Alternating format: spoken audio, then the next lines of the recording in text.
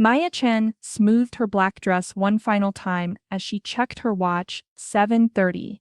David was already 15 minutes late to Chez Laurent, the intimate French bistro where they'd shared their first date 5 years ago. The same corner table where he'd nervously spilled wine on the white tablecloth while trying to impress her with his knowledge of Bordeaux varietals. Her heart hammered against her ribs as she fingered the small velvet box hidden in her purse.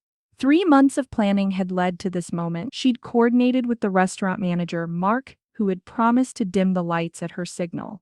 The photographer she'd hired, a friend of a friend who specialized in proposal shoots, was positioned discreetly at the bar, nursing a glass of wine and pretending to scroll through his phone. Everything was perfect. Everything except David's conspicuous absence. Maya forced herself to take a sip of the champagne she'd ordered for both of them, watching bubbles rise lazily to the surface. She'd practiced her speech in the mirror for weeks, had even written it down on index cards before deciding that would be too formal, too calculated. David always teased her about her tendency to overplan, calling her his beautiful control freak with that crooked smile that had first made her fall for him. The restaurant hummed with quiet conversation and the gentle clink of silverware against china. Other couples leaned across their tables, lost in intimate conversations, hands intertwined over flickering candles. Maya tried not to notice how perfectly romantic it all was, how this was supposed to be their moment. At 7:45, David finally appeared in the doorway, scanning the restaurant with an expression Maya couldn't quite read. Relief flooded through her as he approached their table, though something about his rigid posture sent a chill down her spine. "Sorry I'm late," he said, settling into his chair without his usual kiss on her cheek. His hands trembled slightly as he reached for his water glass. Traffic was brutal. Maya smiled, pushing down a flicker of unease. "It's okay, I ordered the champagne you like." She gestured to the bottle, chilling in its silver bucket. "Happy anniversary, baby." David's face contorted with something that looked almost like pain. "Maya, we need to talk." The words hit her like ice water. In 5 years together, nothing good had ever followed that phrase. Her hand instinctively moved to her purse, fingers finding the ring box as if it could anchor her to her planned reality. "David, I can't do this anymore." The words tumbled out in a rush, as if he'd been holding them back for months. "I can't keep pretending. I can't keep lying to you, to myself, to everyone." The restaurant noise seemed to fade to a distant murmur. Maya's vision tunneled until all she could see was David's face, twisted with what she now recognized as guilt rather than nervousness. "I'm leaving you, Maya. I'm in love with someone else." The words hung in the air between them like smoke. Maya opened her mouth but no sound came out. Somewhere in her peripheral vision, she was dimly aware of other diners beginning to notice their table, drawn by the tension crackling between them. "Her name is Jennifer," David continued, his voice gaining strength as if confession was liberating him. "She's a colleague at the firm. We've been together for 4 months now. She understands me in ways that..." He paused, seeming to search for words that wouldn't completely destroy her. "In ways that you and I never connected." 4 months. 4 months of lies, of him coming home to her bed while seeing another woman. 4 months of working late, in client dinners and boys' nights that were apparently anything but. "You chose tonight," Maya whispered, her voice barely audible. "Our anniversary. You chose tonight to tell me this." David had the decency to look ashamed. "I wanted to do it somewhere public, so there wouldn't be a scene. I thought it would be easier. The word came out louder than Maya intended, sharp enough to cut through the restaurant's ambient noise. Several nearby tables turned to look. "You thought ambushing me at our anniversary dinner would be easier." "Maya, please keep your voice down." "No." She stood abruptly, her chair scraping against the floor. "No, I will not keep my voice down while you destroy 5 years of my life over champagne and candlelight." That's when Maya saw her. A woman with perfectly blown-out blonde hair stepped out from behind a decorative pillar near the restaurant's entrance. She was younger than Maya, probably mid-20s, with the kind of polished confidence that came from never having been truly her. She approached their table with a smile that was equal parts triumphant and apologetic. "I'm sorry," the woman said, though her tone suggested she was anything but. "I know this is awkward, but David thought it would be better if you met me. I'm Jennifer." The world tilted sideways. Maya gripped the edge of the table as the full scope of the betrayal hit her. This hadn't been a spur-of-the-moment confession. This had been planned, choreographed, designed for maximum humiliation. Jennifer had been here the entire time, watching from the shadows as Maya sat alone, waiting and hoping and clutching an engagement ring in her purse. They had chosen their anniversary, the most sacred date in their relationship, to destroy her as publicly and thoroughly as possible. "You were both here," Maya said slowly, the words feeling foreign on her tongue. "You planned this. You actually planned to humiliate me like this." David couldn't meet her eyes. "We thought it would be cleaner this way, like ripping off a band-aid." Across the restaurant, Maya caught sight of the photographer she'd hired, his camera half raised as he realized he was witnessing the complete opposite of what he'd been paid to capture. Their eyes met for a split second, and she saw her own shock and horror reflected in his expression. But then something else flickered across his face. Professional instinct. His camera came up smoothly and Maya heard the subtle click of the shutter. He was still doing his job. He was documenting this moment, this betrayal, this complete destruction of everything she'd thought her life was going to be. And despite everything, Maya found herself almost grateful. Evidence, a small voice in the back of her mind, whispered. Documentation, proof. She would need it for what came next. Maya sat in her car outside Chez Laurent for 20 minutes after David and Jennifer left together, her hands gripping the steering wheel so tightly her knuckles had gone white. The engagement ring box sat on the passenger seat beside her purse, a cruel reminder of how spectacularly wrong everything had gone. She'd managed to maintain some semblance of dignity in the restaurant. When Jennifer had smugly suggested they could all be adults about this, and that Maya should try to understand that these things happen, Maya had simply stood up, placed a $100 bill on the table, and walked out. She hadn't screamed. She hadn't thrown her champagne in their faces, though God knew she'd wanted to. The photographer had approached her in the parking lot, his expression mortified. "Miss Chen, I'm so sorry. I don't know what to do with these photos. Email them to me," Maya had said, surprised by how steady her voice sounded.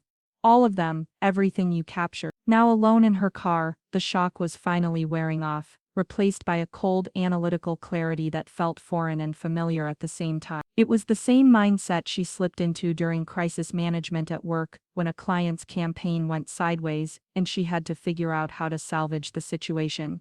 Except this time, she wasn't trying to salvage anything. She was trying to understand exactly how deep the betrayal went. Maya drove home to their shared apartment in Tribeca. Her apartment, she corrected herself, since her name was the only one on the lease. David had moved in 2 years ago, claiming he wanted to take things slow with combining their finances. Now she wondered if he'd simply been keeping his options open. The apartment felt different as she walked through it, like a crime scene she was seeing with fresh eyes. David's coffee mug sat in the sink, the one she'd bought him last Christmas with "World's Best Boyfriend" printed on the side. His running shoes were kicked carelessly by the door. His favorite sweater was draped over the back of the couch, and Maya realized with a sick feeling that he probably wouldn't be coming back for any of it. She poured herself a glass of wine and opened her laptop. If David thought he could destroy her life without consequences, he was about to learn how wrong he was. Maya had built her career on understanding people's motivations, on finding the pressure points that would make them act. She'd just never had to turn those skills on someone she loved. The first thing she did was check their joint credit card statements. They'd opened the account a year ago for shared expenses, groceries, utilities, the occasional dinner out. Maya had been meticulous about tracking their spending, but she'd trusted David to handle his own purchases responsibly. That trust, she now realized, had been spectacularly misplaced. March 15, Tiffany & Co., 28. Maya's blood ran cold. She'd been in Chicago that weekend for a conference. David had claimed he was working.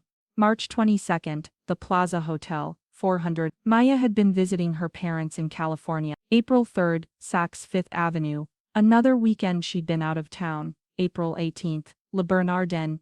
David had told her he was having dinner with his law school friend Marcus. The charges went on, a trail of expensive gifts and romantic dinners that David had been funding with her money. Maya's contributions to their joint account had been subsidizing his affair for months.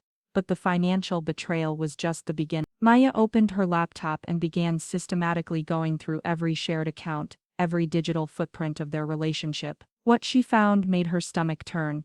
David had been using her Netflix account to watch romantic comedies with Jennifer. Her Spotify family plan had been soundtracking their dates. Her Amazon Prime had been delivering gifts to Jennifer's apartment, even her gym membership. David had been bringing Jennifer as his guest, working out together while Maya was at the office. The cruelest discovery came when Maya checked her Google Photos account. She'd shared access with David years ago so they could both contribute to albums of their travels and special moments. Hidden among their vacation photos and anniversary dinners were pictures David had taken of Jennifer. Not just casual snapshots, but intimate moments, Jennifer laughing at something off camera, Jennifer curled up in what looked like David's bed, Jennifer wearing a necklace. Maya now recognized from the Tiffany charge. He'd been documenting his affair in their shared space, creating a parallel photo album of his new relationship right alongside the history of their old one. Maya's phone buzzed with a text from her best friend Claire. "How did the proposal go? I'm dying to hear everything." The proposal. Maya had been so focused on processing the betrayal that she'd almost forgotten about the elaborate plan she'd made. The reservation at their special restaurant, the photographer, the speech she'd rehearsed, the ring that was now sitting uselessly in its box. She typed back, "It didn't go as planned, I'll call you tomorrow." Another text appeared almost immediately, this one from an unknown number.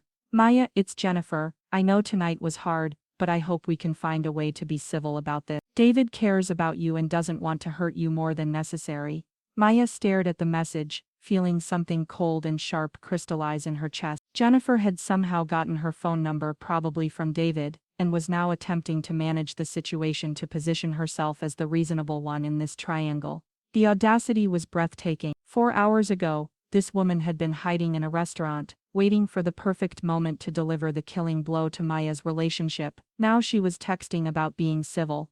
Maya deleted the message without responding, but not before screenshotting it. Everything was evidence now. She spent the rest of the night digging deeper, following digital breadcrumbs that painted a picture of systematic deception. David had been preparing for this breakup for months, quietly disentangling his life from hers while maintaining the facade of their relationship. He'd been distant about making future plans, had discouraged her from applying for a promotion that would have required them to relocate to Boston together, had even suggested they postpone their planned vacation to Italy.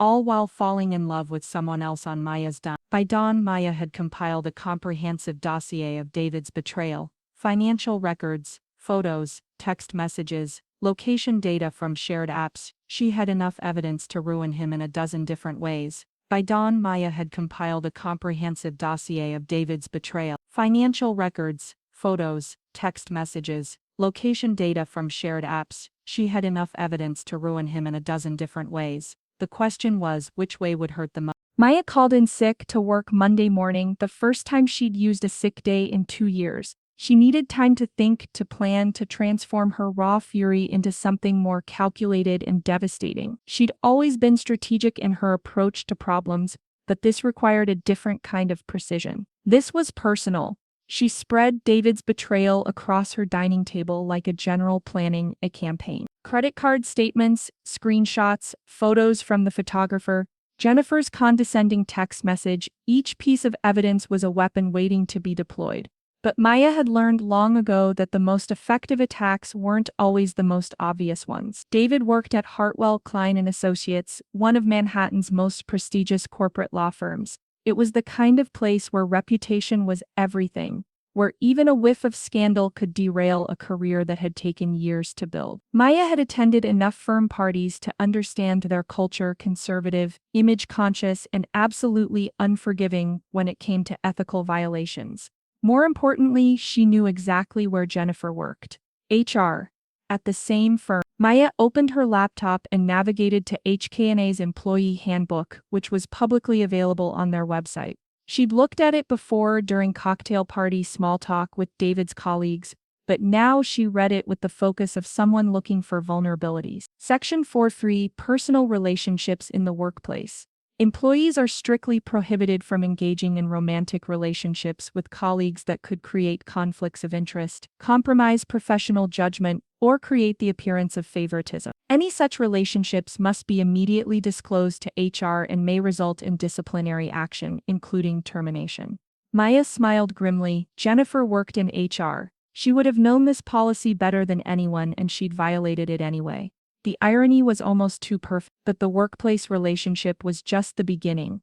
Maya's real expertise lay in understanding how to destroy someone's reputation systematically, and she'd spent 5 years learning everything about David's professional insecurities and ambition. She knew he'd been desperately trying to make partner, working 18-hour days and billing every possible hour to clients. She knew he kept meticulous records of his billable time, but she also knew he'd been increasingly sloppy about what he classified as work expenses. Maya pulled up more credit card statements, this time looking for a different pattern. Their lunch at Daniel on a Tuesday afternoon when David claimed to be in client meeting. Except Maya remembered that day clearly because she'd been stuck in her own client emergency, and David had texted her about his brutal day at the office. She cross-referenced the charge with David's calendar app, which they'd been sharing for years to coordinate their social life. According to his calendar, he'd blocked out that afternoon for client development Meridian Corp. But Maya knew Meridian Corp. She'd actually done some consulting work for them through her own firm. Their offices were in Midtown, nowhere near Daniel, and their executives were notoriously frugal. They'd never approve a $200 lunch.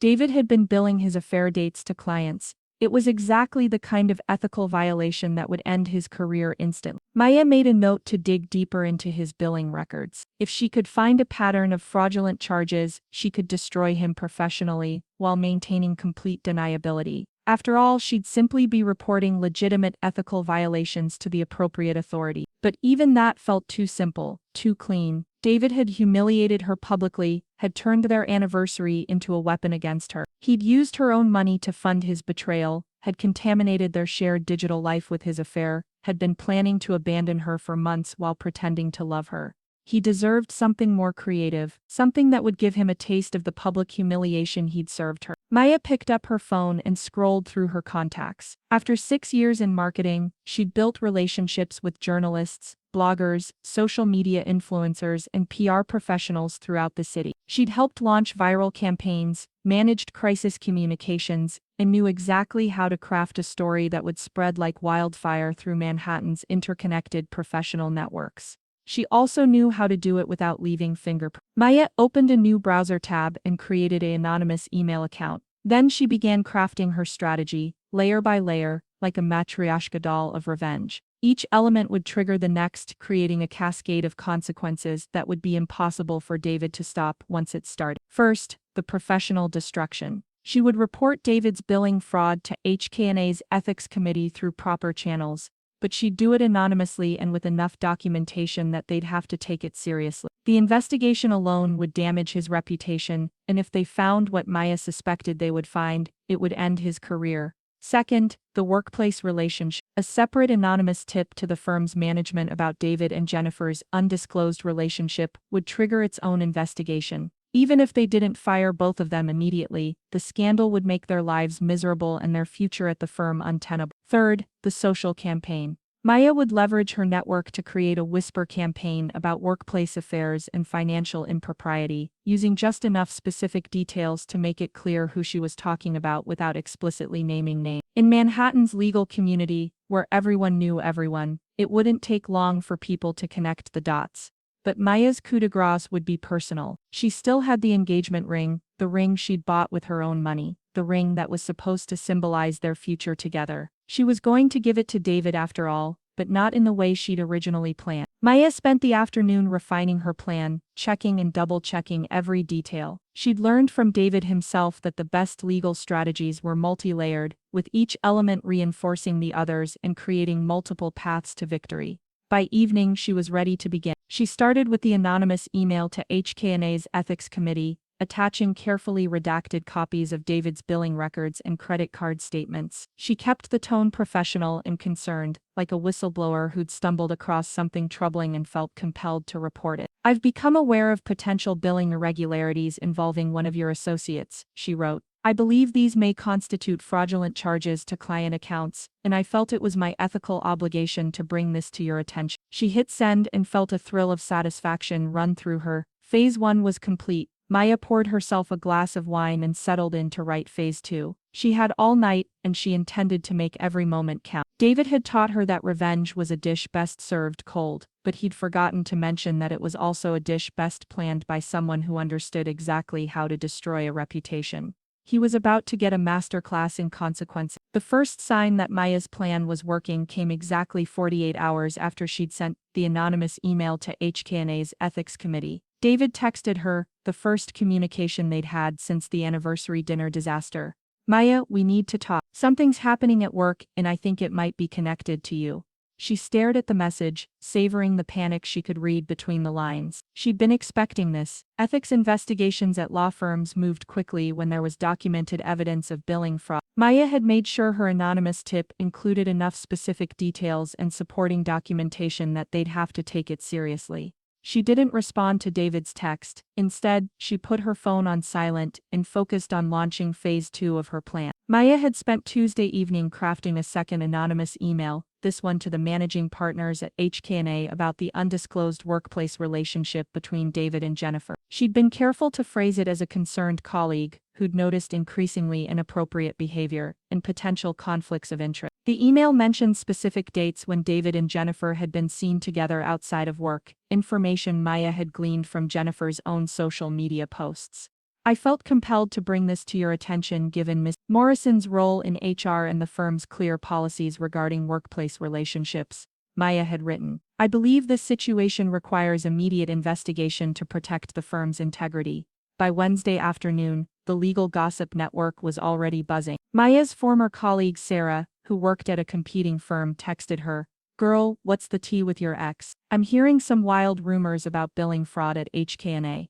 Maya responded with carefully crafted innocence. "David? I wouldn't know, we broke up. Why, what are you hearing?" "Just that someone's under investigation for fraudulent billing and there might be some kind of workplace romance scandal. The partners are apparently furious." Perfect.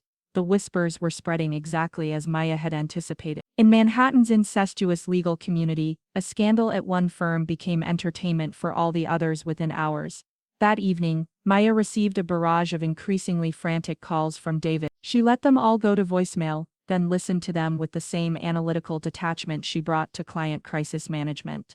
"Maya, please call me back. I know you're angry, but this isn't the way to handle things. People are asking questions at work, and I need to know if you've been talking to anyone.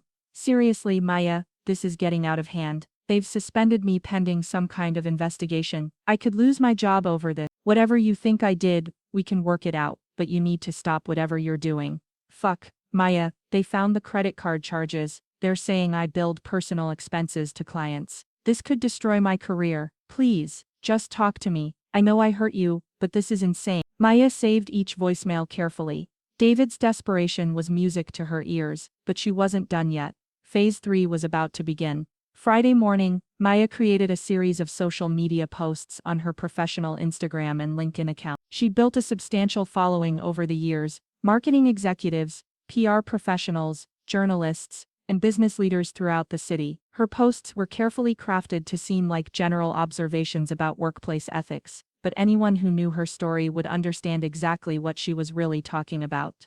Been thinking a lot lately about trust in professional relationships. It's fascinating how people can compartmentalize their ethics, maintaining professional standards while completely abandoning personal integrity. The cognitive dissonance must be exhausting. The post included a stylized graphic about workplace accountability that looked professional and shareable. Within hours, it had dozens of comments and shares, including several from people in the legal community who were clearly connecting the dots. Her follow-up post was even more pointed. PSA: if you're going to have an affair, maybe don't fund it with shared credit cards and then break up with your partner at the restaurant where you first met. Some betrayals are so creatively cruel, they almost deserve their own case study in sociopathic behavior. This one went viral in their professional circle. Maya's phone buzzed constantly with comments, private messages, and texts from friends who were either offering support or fishing for details. The legal community's social media was lighting up with speculation about which firm was dealing with the billing fraud and affair scandal that everyone was suddenly talking about. By Saturday, David's carefully constructed professional reputation was in free fall, and he was becoming increasingly desperate. Maya's phone showed 17 missed calls and a series of text messages that grew progressively more unhinged. "Maya, please, I'm begging you. They're talking about pressing charges for fraud. Jennifer won't even talk to me anymore. Her career is ruined too. Is that what you wanted, to destroy both of us? Maya read the message with cold satisfaction. Jennifer had been collateral damage, but she'd earned her fate by participating in Maya's public humiliation. The woman who'd smugly emerged from the shadows at their anniversary dinner was now facing the consequences of her own choices. The final message was the most telling. I know it's you. I know you're behind all of this. The timing, the specific details, the social media campaign. It's too perfect to be coincidental. You're destroying my life because you're hurt and angry, but this is going too far. We can fix this if you just stop. Maya smiled as she screenshotted the message. David's accusation was technically correct, but he had no proof, and more importantly, everything Maya had done was simply exposing the truth about his own behavior. She hadn't fabricated the billing fraud or the policy violations. She'd simply made sure the right people knew about them. But David's desperation meant he was finally ready for the final phase of her revenge. The piece de resistance that would complete his humiliation and give Maya the closure she needed. She picked up the engagement ring box and turned it over in her hand. Monday night she would return it to David in the most public, most devastating way possible. She'd already made the reservation, the same restaurant, the same table, the same night of the week as their anniversary disaster. It was time to show David what real humiliation felt like. Maya arrived at Chez Laurent 15 minutes early, deliberately choosing the same corner table where David had destroyed her life exactly 1 week ago. Mark, the restaurant manager, recognized her immediately and his face creased with concern.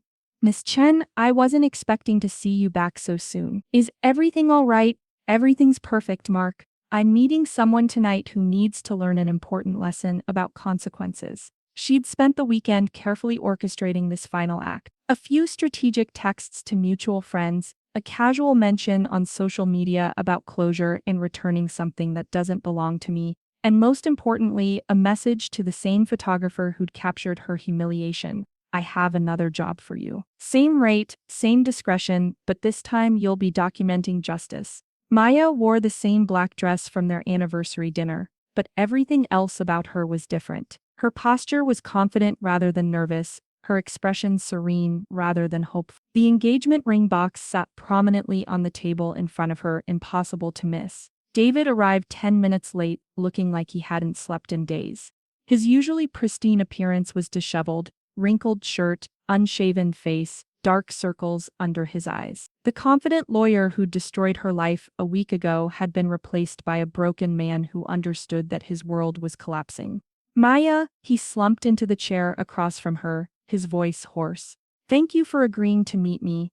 I didn't agree to anything, Maya said pleasantly. You said you wanted to talk, and I decided it was time to give you something that belongs to you. David's eyes fixed on the ring box, and she saw a flicker of hope cross his face. Maya, if this is about getting back together, it's not. Her voice cut through his delusion like ice. This is about giving you exactly what you deserve. Look, I know you're angry. I know what I did was wrong, the way I handled things.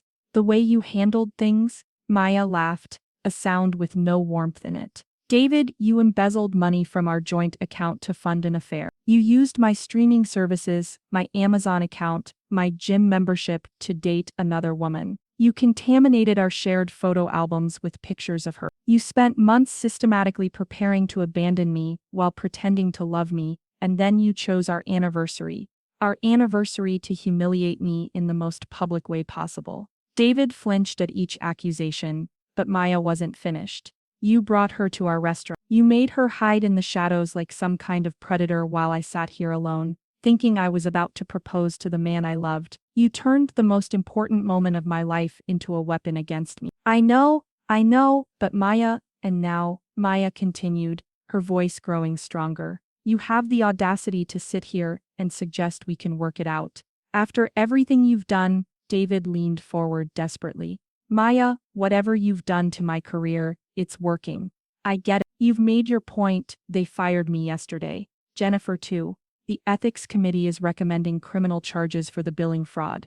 My reputation is destroyed. No firm in the city will hire me now. Good, Maya said simply. My life is ruined, David pleaded. Jennifer won't even return my calls. She blames me for everything, says I lied to her about our relationship being over. We're both facing potential lawsuits from the clients, whose accounts had the billing irregularities. Maya felt a surge of satisfaction. Jennifer's abandonment was particularly sweet, the woman who'd been so smug about stealing. David had disappeared the moment his value as a conquest evaporated. Maya, please, I'm begging you. I'll do anything. I'll make a public apology. I'll pay back every penny I spent from our account. I'll tell everyone that you were the best thing that ever happened to me, and I was an idiot to lose you. You're right about one thing, Maya said, picking up the ring box. You were an idiot. She opened the box, revealing the 3-carat diamond engagement ring she'd spent months selecting. David's eyes widened as he realized what it meant. You were going to propose, he whispered. I had this whole speech planned about how you were my best friend, my partner, my future. I was going to tell you that 5 years with you had been the happiest of my life, and I wanted 50 more just like them. David's face crumpled. Maya, I'm so sorry. If you had known what? You would have let me humiliate myself by proposing before you dumped me. You would have found an even crueler way to destroy me. Maya stood up, holding the ring box. Several other diners had begun to notice the tension at their table, just as they had a week ago. But this time, Maya was the one in control. You see, David, the thing about consequences is that they're often delayed. You thought you could destroy my life without facing any real repercussions. You thought you could humiliate me publicly, and then just walk away to your new life with Jennifer. She moved around the table to stand directly behind his chair, her voice carrying clearly through the restaurant's quiet atmosphere. But I want you to understand something very important. Everything that's happened to you, the investigation, the firing, the criminal charges, the destroyed reputation, all of that happened because of your own choices. I didn't fabricate your billing fraud. I didn't create your policy violations. I simply made sure the right people knew about them. Maya placed the ring box on the table in front of David, with a sharp click that seemed to echo through the restaurant. I bought this ring for a man I thought I knew, a man I thought loved me, a man who would never betray me in the cruelest way possible. She leaned down so her words were audible only to him. But that man never existed, did he? You're just a selfish, dishonest coward who destroys people because it's easier than being honest. She straightened up, her voice returning to its normal volume. So here's your ring, David. Consider it a parting gift. Something to remember what real love looks like, since you'll probably never experience it again. David stared at the ring box, his hands shaking. Maya, please. I love you. I made a mistake, but I love you. Maya smiled, the first genuine smile she'd felt in a week. No, David, you loved the idea of me. You loved having a successful, beautiful girlfriend who made you look good and paid for half your lifestyle. But you never loved me enough to be honest with me. You never loved me enough to end things honorably. And you certainly never loved me enough to spare me the humiliation you put me through. She picked up her purse and walked toward the restaurant's exit, then paused and turned back. Oh, and Dave, next time you want to destroy someone's life, make sure they don't have better strategic planning skills than you do.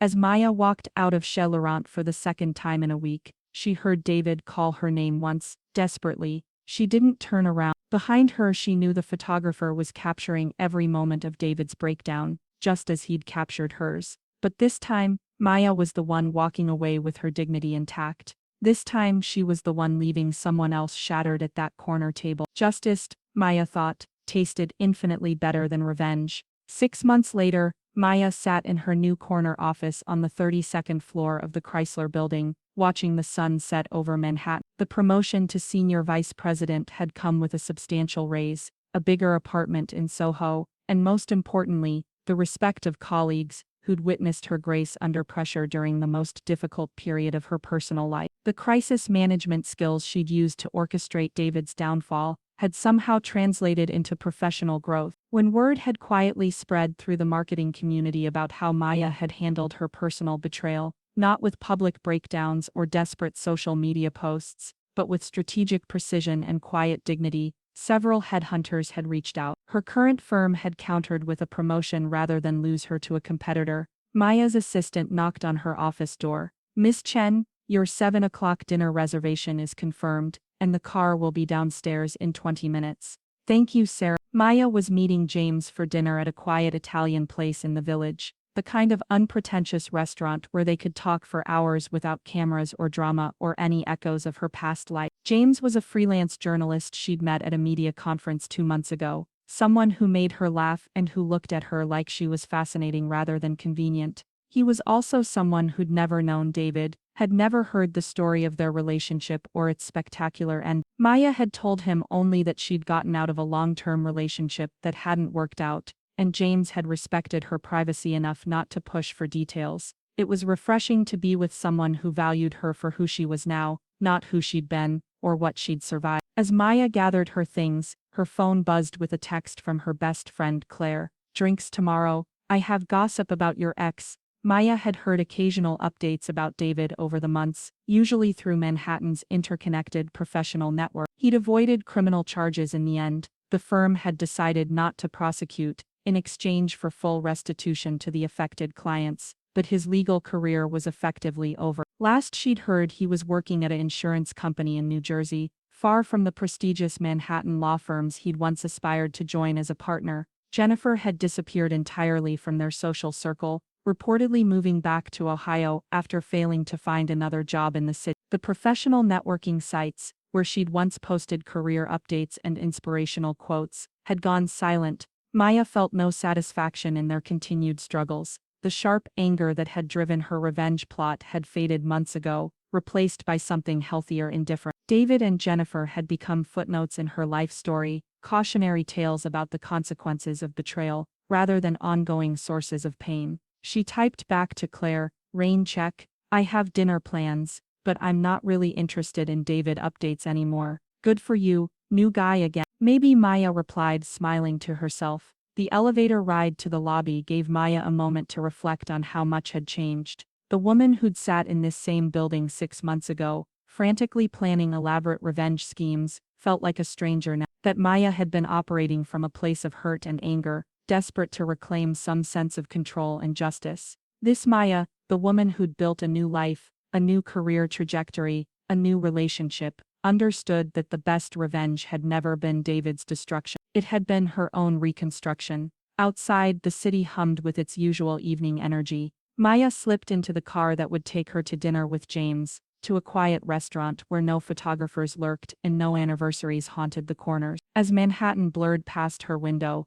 she realized she couldn't remember the last time she'd thought about David without being prompted by someone else's questions. 6 months ago, she'd walked out of Chez Laurent, believing that justice tasted better than revenge. Tonight she was discovering that happiness tasted better than either. Maya's phone buzzed one last time as the car pulled up to the restaurant. A text from an unknown number. "Maya, it's Dave. I know you probably don't want to hear from me, but I wanted you to know that I understand now what I lost. You were the best thing that ever happened to me, and I'm sorry it took losing everything to realize it. I hope you're happy." Maya read the message twice, then deleted it without responding. She stepped out of the car and walked toward the restaurant, where James was waiting with that easy smile that never reminded her of anyone else. Some chapters, Maya had learned, deserved to stay closed.